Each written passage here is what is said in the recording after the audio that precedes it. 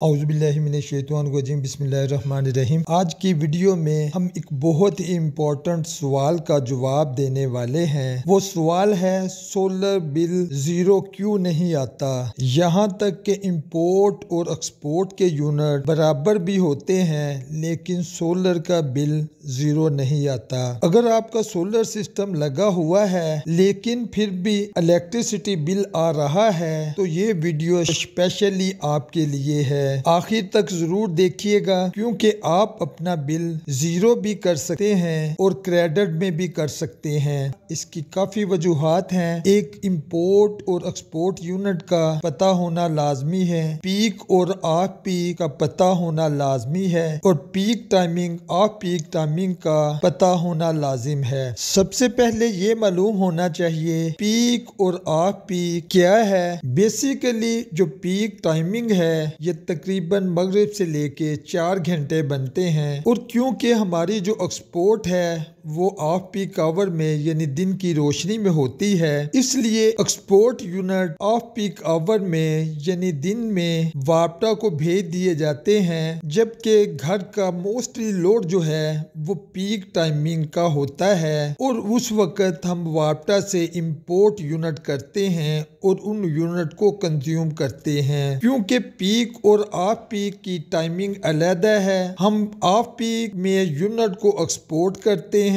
और peak timing में unit import करते हैं और इंपोर्ट यूनिट का बिल हर हाल में पे करना पड़ता है क्योंकि वो एक्सपोर्ट यूनिट के अगेंस्ट एडजस्ट नहीं होते, इसलिए बिल आता है। रीजन नंबर 2 ये है, बहुत से घरों में 3 फेस वायरिंग है लेकिन इन्वर्टर सिंगल फेस यूज कर रहे हैं, हालांकि ये नेपरा प्रोसीजर की वायलेशन है। क्योंकि सिंगल फेस इन्वर्टर यूज करते हैं तो एक फेस पे एक्सपोर्ट यूनिट होते हैं, बाकी 2 फेस पे इंपोर्ट यूनिट यूज करते हैं। सपोज हम डे टाइम में फेज ए और बी से 100 यूनिट इंपोर्ट कर रहे हैं, क्योंकि ये ऑफ पीक आवर का रेट है तो ऑफ पीक आवर का रेट 100 यूनिट को जब लगाएंगे 4053 अमाउंट बनेगी। इसके बरअक्स हम फेज सी पे 100 यूनिट हम एक्सपोर्ट करते हैं, हमारी उसकी अमाउंट बनेगी 2598। इन दोनों को माइनस करने से जो लॉस होगा वो 1455 रुपीज का लॉस होगा। अगर यहाँ पे हम 3 फेस इन्वर्टर यूज करते, हमारे ये 100 यूनिट एक्सपोर्ट होने की बजाय नियरेस्ट पॉइंट पे यानी घर में यूज होते, जिसकी वजह से हमें 0 यूनिट इंपोर्ट करने पड़ते और 0 यूनिट एक्सपोर्ट करते। इस तरह 1455 रुपीज हम सेव कर लेते। रीजन 3 में है कि रॉन्ग सिस्टम साइजिंग, यानी आपने बगैर होमवर्क किए अपने घर के लोड से छोटा इन्वर्टर सिस्टम लगवा लिया। जब अंडर साइज इन्वर्टर सिस्टम लगेगा वो आपकी जरूरियात को पूरा नहीं करेगा। उसके लिए लाजिम है कि अगर आप 100 यूनिट एक्सपोर्ट कर रहे हैं उससे 3-4 टाइम आप यूनिट इंपोर्ट कर रहे होंगे जिनका बिल लाजमी पे करना पड़ेगा। और इसका हल यही है कि आप अपने सैंक्शन लोड को और डीजी कैपेसिटी को मद्देनजर रखते हुए प्रॉपर साइजिंग का सोलर सिस्टम लगवाएं। एक बहुत बड़ी कंफ्यूजन है मीटर रीडिंग की कंफ्यूजन, जो खास तौर पर डोमेस्टिक कस्टमर जो हैं उनको काफी प्रॉब्लम इस सिलसिले में फेस करना पड़ रही है। यहाँ पे एक बात याद रखें, इंपोर्ट पीक यूनिट का बिल हर हाल में पे करना पड़ता है, वो एक्सपोर्ट ऑफ पीक यूनिट के साथ एडजस्ट नहीं होते। क्योंकि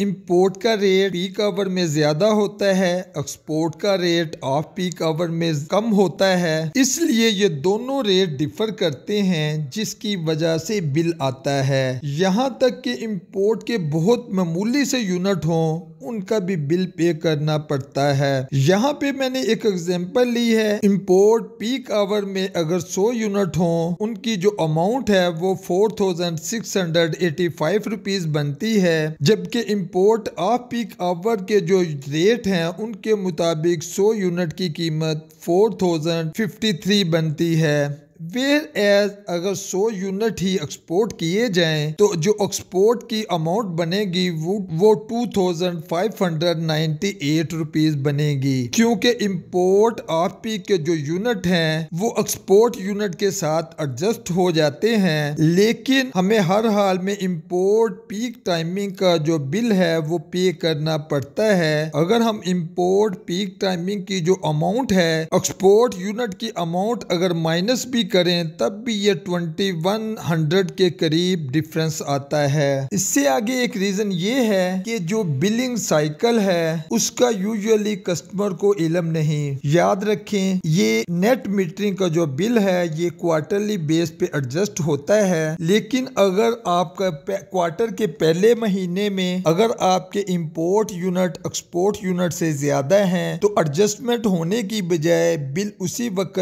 जनरेट होगा और कस्टमर को पे करना पड़ेगा। इसी तरह हम क्वार्टर के अगर सेकंड मंथ को देखें उसमें अगर आपके इंपोर्ट यूनिट एक्सपोर्ट यूनिट से ज्यादा हैं तो उस सूरत में भी बिल जनरेट होगा और बिल कस्टमर को पे करना पड़ेगा, क्योंकि इसकी क्वार्टरली एडजस्टमेंट होती है। हालांकि इसकी एक्यूरेट रीडिंग है लेकिन ये टाइमिंग डिफरेंट की वजह से बिलिंग साइकिल में डिले की वजह से ये सम टाइम कस्टमर को बिल पे करना पड़ता है। इससे आगे इन्हीं रीजनों को कंबाइन करते हुए मैंने रीजन नंबर 6 जनरेट की है। वो क्या है? Rate difference. Import peak timing का जो रेट है वो एक्सपोर्ट रेट से ज्यादा है। इंपोर्ट ऑफ पीक टाइमिंग का जो रेट है वो भी एक्सपोर्ट रेट से ज्यादा है। इसी तरीके से अगर हम इंपोर्ट 100 यूनिट की अमाउंट कैलकुलेट करें वो 4685 बनेगी। इंपोर्ट ऑफ पीक की अगर 100 यूनिट की अमाउंट कैलकुलेट करें वो 4053 बनेगी। Where as